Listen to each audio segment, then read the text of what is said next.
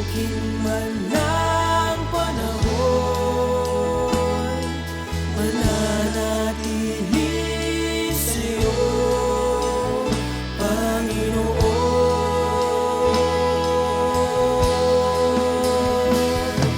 Walang alinlangang maglilingkod, walang pangambang sa'yo ay susunod.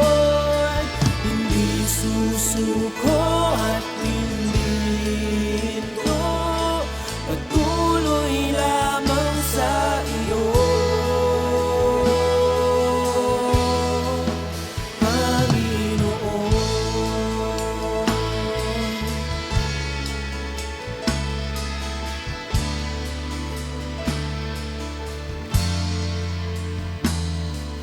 Ikaw ang aking paglilingkuran, kahit saan dalhin. Ikaw ay lagi kung susundin, anuman ang suliranin. Lahat ay aking kakayanin, pagkat ikaw ay kapiling. Subukin man ng panahon, mananatili sa'yo, Panginoon.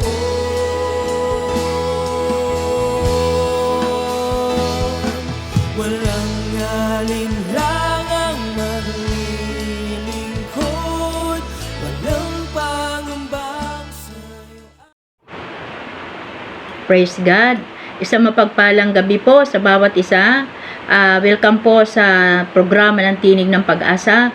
Ako po si Pastora Vicky de los Reyes ng J-Blue Calapan Chapter.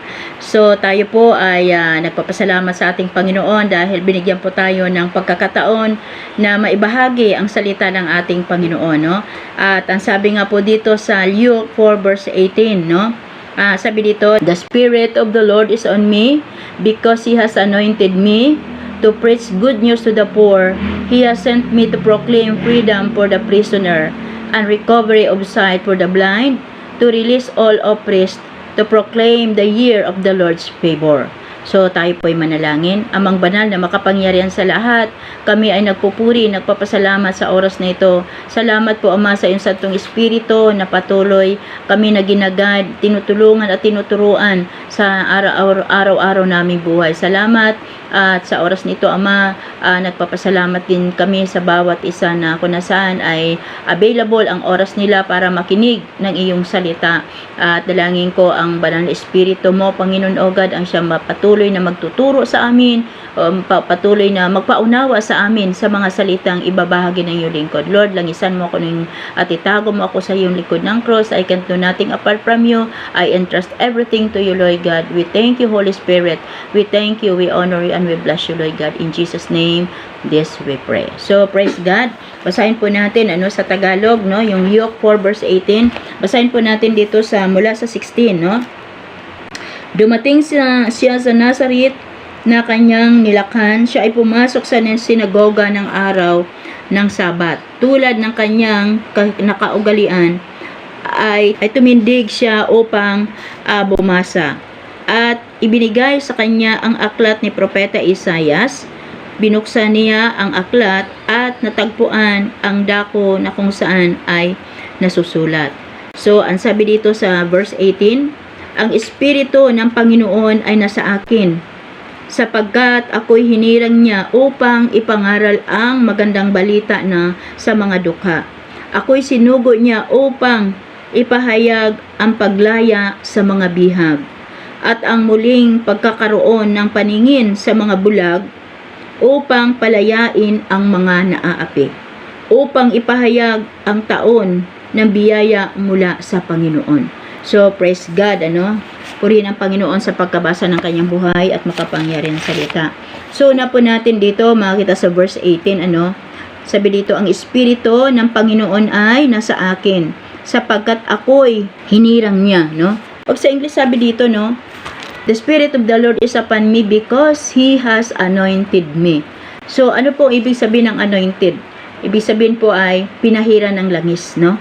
Pinahiran ng langis. So, talagang kailangan pala po natin talaga na masabi tayo, lalo tigit po tayo mga lingkod ng Panginoon, mga pastor na ginagamit ng Panginoon sa paghahayag ng salita ng Lord, dapat anointed po tayo. Amen po, anointed po tayo. So, ang sabi po dito, ano ang ibig po din po sabihin ng anointing, no? Ang anointing is used in the Bible to describe how someone is set apart or consecrated for God's specific purpose. It can mean the Holy Spirit is working in a person to fulfill their calling. So ito po kumbaga po ang ibig sabihin ng anointing, ito po yung kapangyarihan, no, ng Holy Spirit na kung nasaan isinisit apart, ano, kumbaga ay para talaga yung buhay mo, no, ang buhay mo para sa purpose o calling na pagkatawag ng Lord sa iyong buhay. So tayo po bilang mga lingkod ng Panginoon, we are anointed. Amen? We are anointed. Dahil po, tayo po itinalaga sa gawain, no? Kung ano man ang ministry na pinakatiwalaan ng Diyos sa iyo, doon ka inanoint ng Lord. At yung anointing, nagpo-flow sa atin, pag tayo po ay totally talaga na nagpapagamit sa ating Panginoon. Ano ho? So, bago po tayo gamitin ni Lord, bago tayo magamit ng Lord para, sabi nga dito ay, mapalaya, no, mapalaya para mapalaya ang mga sabi dito ay para mapalaya, no, ang mga bihag, no, ang mga bihag, no, para magkaroon ng paningin ang mga bulag upang palayain ang mga naaapi, at sabi nga po dito, hinirang din upang ipangaral ang mabuting balita sa mga dukha. So praise God. Sa panahon ngayon, mahirap po mag-share ng Word of God kung wala po tayong anointing. Amen po. Kung wala pong anointing. Kaya kailangan po ng isang tao, na isang lingkod ng Lord, ay anointed po siya. Ano ha? So, papaano po natin makuha yung anointing ng Panginoon para magamit po tayo dito, no? Na sinabi para mag-preach ng Word of God, magkaroon tayo ng signs, wonders, and miracles, ano ho? Hindi lamang po isang upuan yun para makuha mo yun, amen po ba? Tayo po, bago itinalaga ni Bishop bilang mga pastor, o di itinalaga bilang intercessor po tayo ni God, itinalaga po tayo bilang chairman ng music, kumbaga ho ay chairman po ng women and mga men, ministry na yan, sa finance, ay talagang anoint mo na tayo kasi itinatalaga po tayo sa kanya-kanyang ministry. So, ang kailangan natin talaga, no, pag dapat maunawaan natin, maintindihan po natin na once tayo po inanoint ng Lord, itinalagaan ni Bishop, ibig sabihin po ito po ay talaga may kapahintulutan galing sa ating Diyos. So yung anointing na pag inanoint tayo ng lingkod ng Diyos, no, nakataas sa atin, nagpo-flow po yung anointing at sinasabi we are anointed of God. So bago po talaga magamit po tayo ng Panginoon, hindi lamang po isang upuan lang sa pray ay anointed na tayo.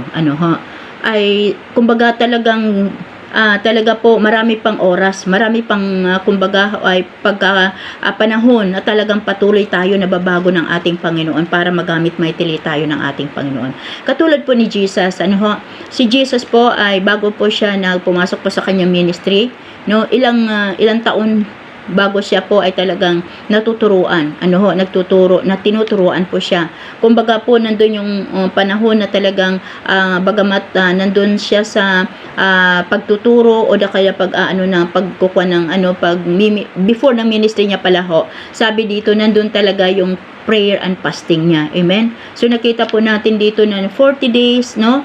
40 days talaga siya nag-fasting. Why? Ito yung paraan ng Panginoon para mapuspos talaga siya ng kapangyarihan ng ating Panginoon para magamit siya, mightily ng Lord, di ba? Nung siya po ay dumanan dito po sa lupa, anong ginawa niya? Ang mga bulag ay nakakakita, ang mga pipi nakakapagsalita, no? At ang mga pilay nakakalakad. So ganun po, iba't iba ang mga naalihan ng mga diablo ay napalaya. So ito po yung ministry ng ating Panginoon, hindi lamang nag-share ng Word of God, nagturo na siya, pero mahalaga pala po yung healing ministry, na dapat pala ho ay dapat hingi natin ito sa ating Panginoon. Dahil pag tayo po talaga na mayroong anointing ng Lord, talagang kahit na sabi nga, sa bawat patungan ng ating kamay, sa may sakit ang sakit ay gagaling. At dito po, maniniwala ang tao na you are anointed. Naniniwala ang tao na ikaw talaga ay pinili ng ating Panginoon. Di po ba? So, paano natin makuha ang anointing ni God, no? Una dito po is transformation, no? Talagang may pagbabago po tayo, no? Kumbaga po natatransform tayo, nababago po tayo sa pamagitan ng salita ng Diyos, no? Ang sabi po dito, change life after encounter with Christ, no? Before po natin, after po natin encounter si Jesus, dapat mayroon ho transformation sa ating buhay. Amen po. Kasi ang sabi dito, before you can get anointed by God, you need to have a surrendered your life to Jesus Christ first. Amen?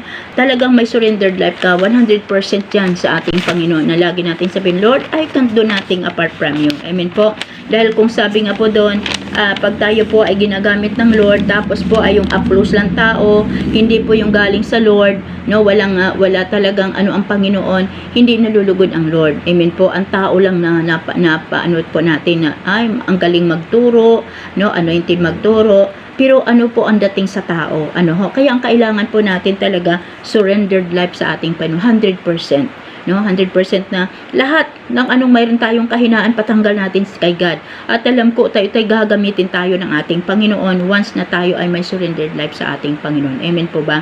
So, ang sabi dito, you should be a new creation, no, in Him, which your sinful self left behind, no? Kumbaga ho, pag tayo ay dati po'y ganito ang mga kasalanan natin, nagawa po natin, alisin na po natin yon. Amen po ba? At tayo po ay talagang patuloy na magpabago sa Lord. Dahil ang sabi na dito sa 2 Corinthians 5:17, no? Pag ikaw ay nasa Panginoon na, ikaw ay binago na at bago ka ng dilalang. Amen po ba? Why? Gusto ng Lord na magamit kamay tili ng ating Panginoon. Kaya gusto niya matransform ka talaga. Matransform po tayo. No, God, na kung nasaan, God wants to change us, no, from glory to glory. Na habang po tayo naglilingkod sa Lord, nandun naman po ang patuloy at patuloy na pagbabago ng Diyos sa ating buhay para maitili magamit po tayo ng ating Panginoon at masabi po natin na hindi, not by might, nor by power, but by the Spirit of the Lord sa Zechariah 4 verse 6. So, ang sabi dito, establish a powerful prayer life, no? Mag-establish po tayo ng prayer life kasi po, pag yung anointing, hindi mo kaagad-agad po yan, bilang anointing or anointed, hindi po agad lang isang upuan lamang po, 10 minutes, 30 minutes, makukuha mo yung anointing ni God. Hindi po pala. No? Ang sabi dito, once you are in Christ, the Holy Spirit, sabi dito, will be working inside you. No? Sabi dito, this will create deep longing for a constant spiritual connection with God. No, sabi dito, mayroon ho talaga tayong longing kay God. Nandun ho lagi yung spiritual connection natin kay Lord. Na hindi po maputol-putol yung connection natin sa ating Panginoon. Kaya pag yun ho, tuloy-tuloy yung connection natin, yung spirit natin at ang spirit ni Lord ay lagi nang ko-connect. Hindi tayo po pwedeng madaya ng kaaway. Kasi lagi connected po tayo. Yung mind natin, yung heart po natin, lagi nakatune in sa ating Panginoon. Kung ano ba ang ipapagawa ng Lord sa ating mabuhay. At nagagawa po natin ang kalooban ng Lord pag tayo po ay lagi nasa presence ni God. Amen? So, ang sabi dito, that is why prayer becomes a natural habit for an anointed person. Amen po? Kita po nyo, it is like a breathing life. So, alam nyo, dito po na, na lagi po ako nakaano sa buhay ni Yonggi Cho. No? Ni Paul Yonggi Cho. Kita mo po, grabe pala po, no? 3,000 ang mga intercessors niya. 3,000 ang mga intercessor niya. Milyon ang kanyang mga lingkod, ang mga pastors niya. At grabe po, ginagamit sila mightily ng ating Panginoon. Why? Grabe po sila manalangin. Amen? Sabi nga po niya, 5 hours. 5 hours po siyang nananalangin sa ating Panginoon. Hindi lamang po 1 oras, hindi lamang 2 oras, no? Kundi 5 oras. No, dati po ang sabi niya ngayon po, sabi nagle-lesson na siya ngayon nung siya matanda na, pero patay na po si Paul Yonggi Cho, pero napakaganda po basahin o yung kanyang mga nasa YouTube, grabe pala po yung anointing talaga na ginagamit, pagkagamit kay Paul Yonggi Cho. Kaya dapat yung magiging prayerful pala talaga ang isang Kristiyano para makuha niya talaga yung anointing, makuha niya talaga kung ano ang pinagagawa ng Diyos sa kanya. Kasi pag minsan ginagawa lang natin, gumagawa tayo na hindi pala ito pinagagawa ng Panginoon. Kaya mahalaga po na tayo ay may prayer life talaga. Yung prayer life po natin, no? Ito'y powerful pala na yung anointing ni God dumadaloy po sa atin. Kaya praise God, tayo po ay tinuturuan ng Lord na manalangin.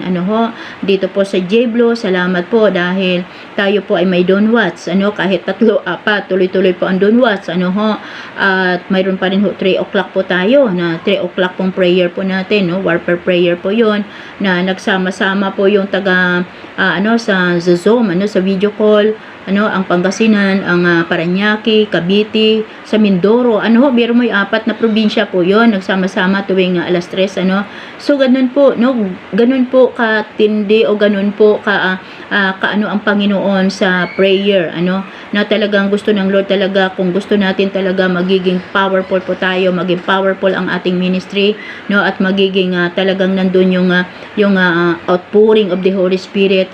Ang panalangin po ay wag natin pawalaan. Amen po ba? Kaya ang kailangan lang po natin ay sundin ang kalooban ng ating Panginoon.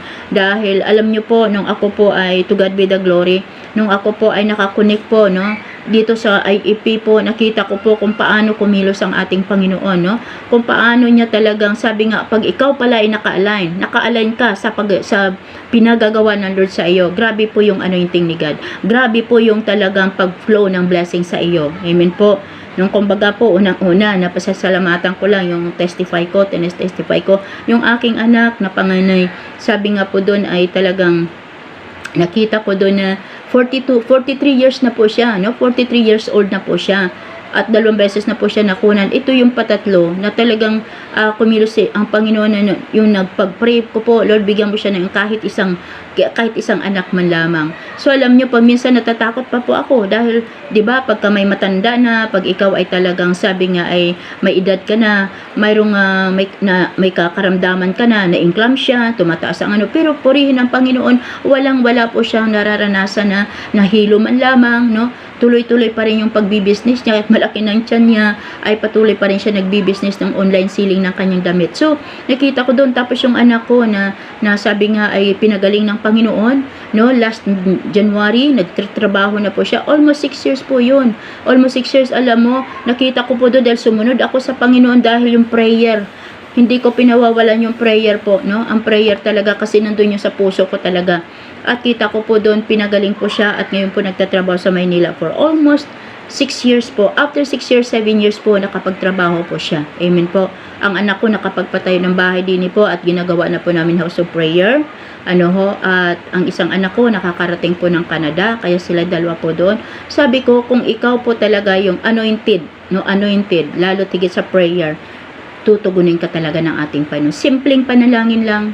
Kasi po, ramdam na ng Lord, nababasa na ng Lord ang isip mo, at ramdam mo po niya ang puso. Kasi ang puso mo, ang puso ng Diyos at ang puso mo nagkakaisa. Kaya alam ng Lord yung desire ng puso mo. So tayo po, tinuturuan po tayo na manalangin, para magiging anointed po tayo. Paano tayo magagamit ng Lord kung hindi po tayo anointed? So, ang 3 sabi po dito, yung patatlo sabi, hoping for God's word, talagang hoping for God's word and presence.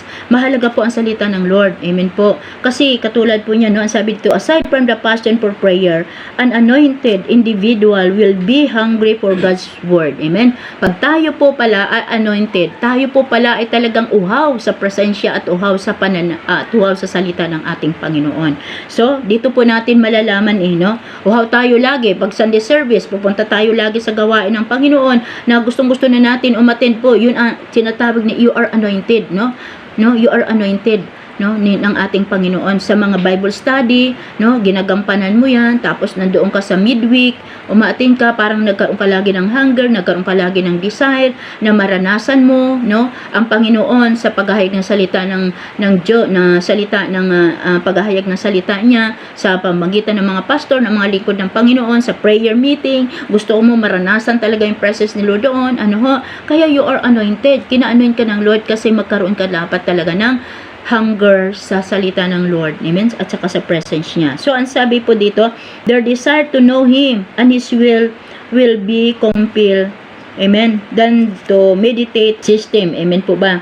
Sabi dito, sa system ng makamundong bagay. Ibig sabihin, wala na po tayo dati. Dati pag may palabas sa sa plaza, may palabas dito sa mga kapitulyo o may palabas sa barangay, ang gusto natin pumunta doon. Pero wala na yun, parang kung may gawain, inuuna natin yun kasi mayroon tayong hunger, mayroon tayo talagang kumbaga mayroon tayong passion talaga, na umattend at gawin ang kalooban ng ating Panginoon. So, nawala na yung mga worldliness, nawala na po yung mga bagay na dati kinahalumingan natin, kinahalumingan ng mga unbelievers, pero tayo ay huli na dahil tayo po ay anointed ng ating Panginoon. Amen po. So, sabi pa dito, deciding to live for Christ. Yun. Mag-decide po tayo to live for Christ. Amen po ba? Sabi nga dito, na kung nasaan pag tayo ay anointed by God, Elizabeth, is your awareness that you are already set apart from the world. Yan, Hindi na po tayo dati, kundi po tayo ay naset na Lord, dito ka lang anak, gagamitin kita. Magiging vessel po tayo ng Lord, magiging vessel, mag-instrumento po tayo ng Panginoon para sa kaligtasan ng maraming mga tao, para ang mga tao na kung nasaan ay mapalaya sila, mapalaya sila sa lalo tigit yung bilanggo sa kasalanan, bilanggo sa kahirapan, Tayo po 'yun magiging mouthpiece ni God. Tayo po 'yung magiging buhay na patutuo ng ating Panginoon para sila po ay maligtas din. Amen po. Sino ang gagamitin ng ating Panginoon? Hindi naman po pwede yung mga unbelievers. Amen po. Kundi tayo po na inanoint ng Panginoon, that we are anointed to preach the word of God. Amen po ba? So, ang kailangan po natin dito, sabi nga po dito, ano po yung mga bagay na nais po na gusto ng ating Panginoon bilang mga anointed men and women of God. Unang-una po, sabi dito, tayo ay sabi dito, sa una dito ay to preach the word of God. Amen po ba? Para ibahagi ang mabuting balita ng kaligtasan. Alam mo, tayo po yan ng Lord para i-preach natin yung word of God.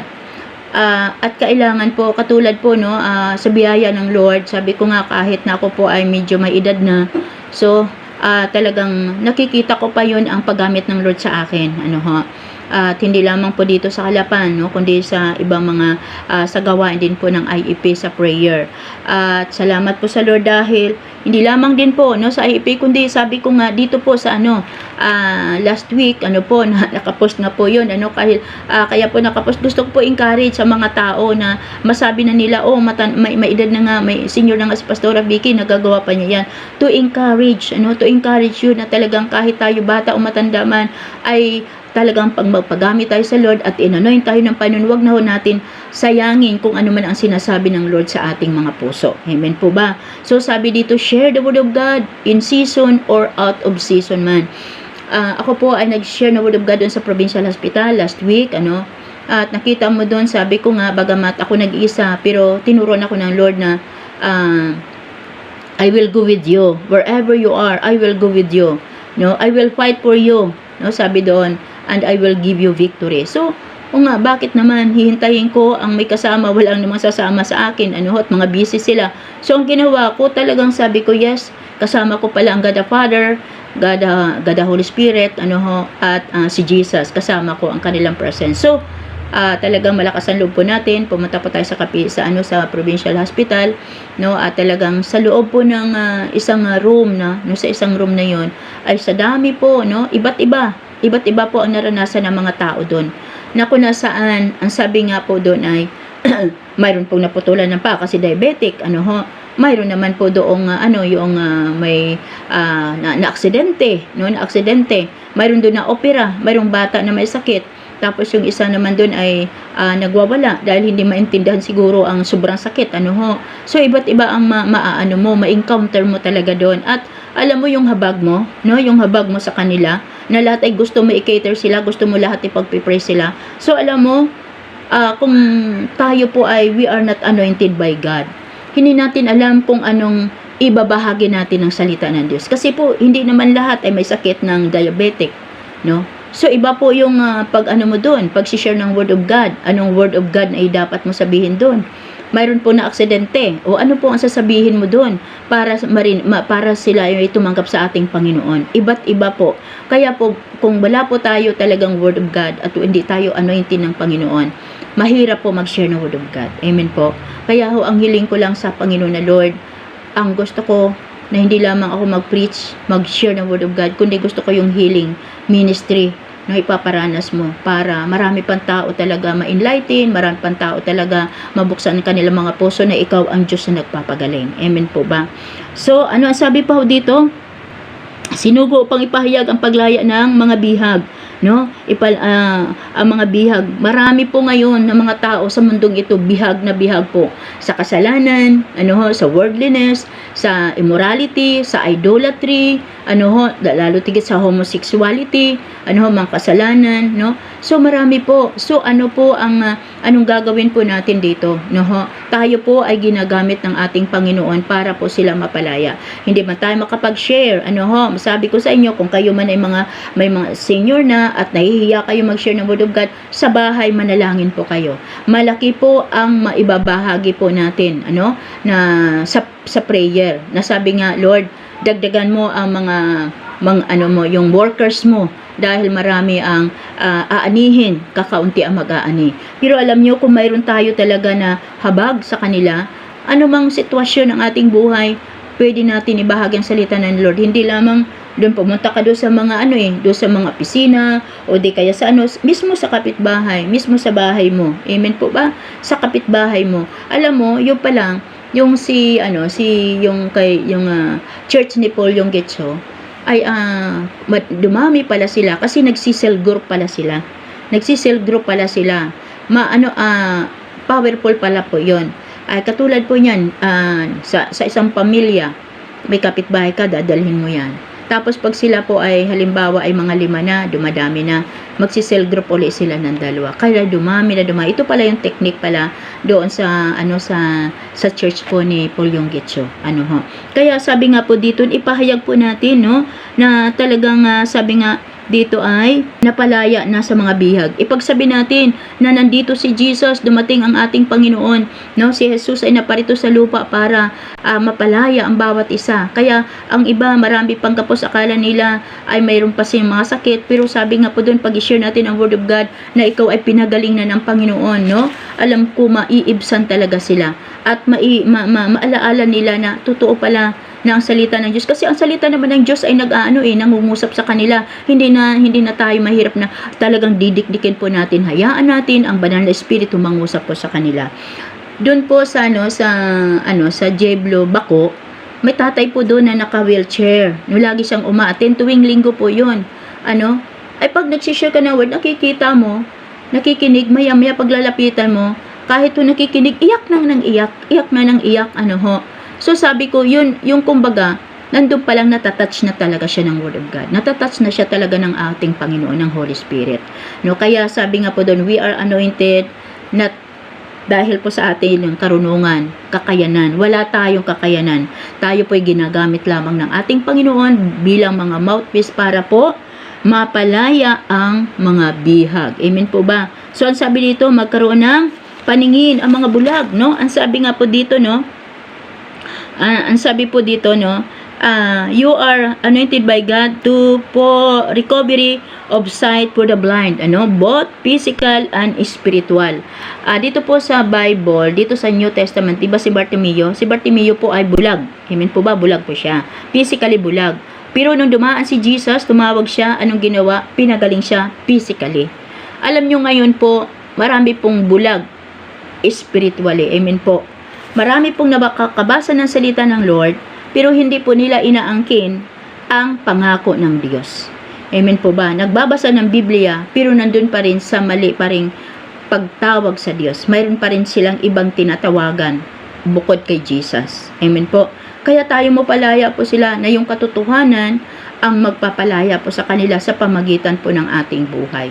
Through the Word of God, na kung nasaan dala-dala po natin ang salita ng Diyos, ito'y sandata natin, no? Para maibahagi natin ang salita ng ating Panginoon. So, kailangan po natin talaga na magkaroon tayo ng seven spirit of the Lord, no? Yun ang hinihingi po natin, na magkaroon tayo ng spirit of wisdom, knowledge, understanding, might, counsel, spirit, fear of the Lord. So, kung isa-isahin natin yan, mahaba po yung explanation. Kaya, ang kailangan po natin magkaroon tayo ng wisdom. No? Wisdom, tawag dito, boldness, no? Magkaroon tayo talaga ng might, counsel, no? Kung saan ang karunungan ibibigay ng Diyos sa atin. So, lagi po pala natin lagi po natin na Lord, I receive the seven spirit, magmanifest sa aking buhay. No, dahil ikaw ay gagamitin mightily ng ating Panginoon. Amen po. So, yun ay mahalaga po sa atin. So, ano pa, ang sabi po dito, ang sabi dito, you are anointed, to release the oppressed. Amen, no? Yung pinahihirapan.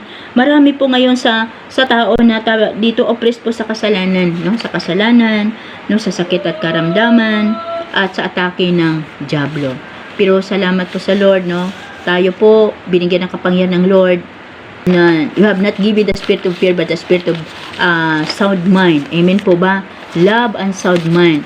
Kaya kailangan po natin na lagi po natin isipin na hindi po tayo talunan.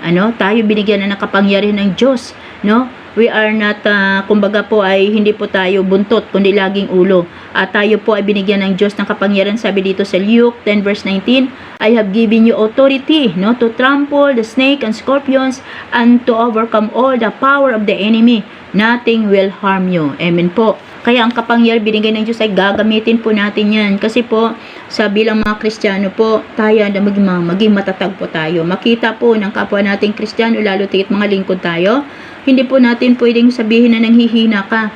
Why? Manghihina yung ating mga kasama, yung ating mga sumusunod po sa atin, yung nakakita sa atin. Kaya ang kailangan natin talaga, tayo rin ay magpapakatatag ng mga pastor, mga lingkod ng ating mga leaders po natin. No? Para, kumbaga po yung makita na talagang yung kapangyarihan ay sumasa atin. Amen po. Wag ho tayo mawalan ng pag-asa. Ang Diyos po ang kasama po natin. Amen po. Kaya ang sabi dito, wag natin po, no? Sabi dito sa John 10:10, na parito ang magnanakaw para magnakaw, manira at magpatay. Tandaan ho natin, lahat ng ginagawa ng kaaway, lahat ng mga sakit, mga karamdaman na yan, lahat ng kahirapan, o mga distraction ng kaaway, yan ay galing ng kaaway. Ito'y galing sa diablo. Amen? Siya yun sa pool, mula pa, no? Siya po ay, kumbaga po ay, he is a liar. Liar po siya. No? Siya ay sinungaling na mula pa. Kaya wag natin isipin 'yon, wag natin ay itindihin siya. Kaya ang gagawin po natin, lagi po natin iangkin na Lord, you have not the enemy come to steal, to destroy, no, to kill, but you have come to this earth to give us life. Amen po ba? Bigay ng Diyos sa atin ay buhay. Kaya pag mayroon po tayo na encounter, sabihin po natin, hindi yung kalooban ni God. No, hindi kalooban ng Panginoon yan, ang kalooban ng Lord na magbibigay ng buhay, ganap at kasiyasiya. So ano pa, ang sabi pa ho dito, give no opportunity to the devil, no? For Ephesians 4 verse 27, wag natin bigyan ng oportunidad ang kaaway na makapasok sa atin. Amen po ba? Mahirap pag tayo nasa under na po tayo ng gawa ng kaaway, no? Nandun yung una, kamay pa lamang, minsan ay yung daliri, kamay, hanggang katawan na niya yan, ipoposes ka na yan. Pero wag natin bilang mga Kristiyano, mga lingkod na ng Panginoon, wag natin bigyan ng opportunity, no?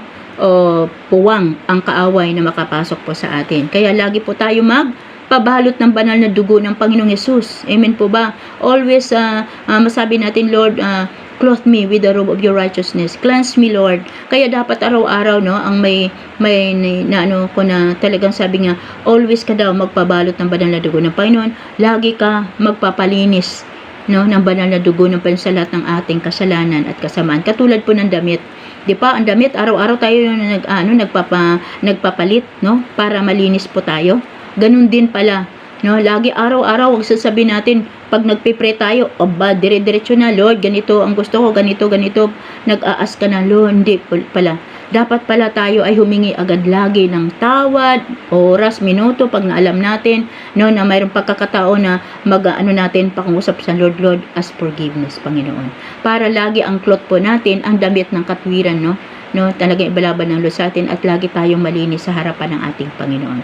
Hindi natin alam, tayo po'y nagkamali, nagkasala sa isip at sa gawa, hindi, unintended po. Kaya lagi always ask forgiveness sa atin pong Panginoon. So, ang kailangan po dito, no, sabi nga dito, no, sabi dito sa 1 John 3:8, whoever make a practice of sinning is of the devil, for the devil has been sinning from the beginning. So ang tao daw, no, ang sino man nagpa-practice, no, ng kasalanan ay sa diablo, at ang diablo ay sabi dito ay nagkakasala na sa pulpa, no, sa pulpa.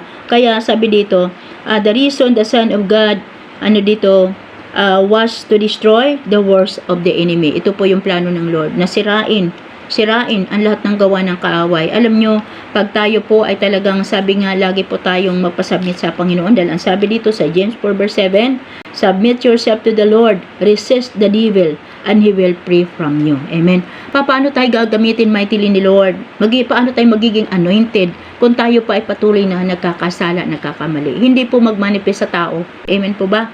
Hindi po pag napatuhan natin kamay, hindi po yung gagaling. Amen po.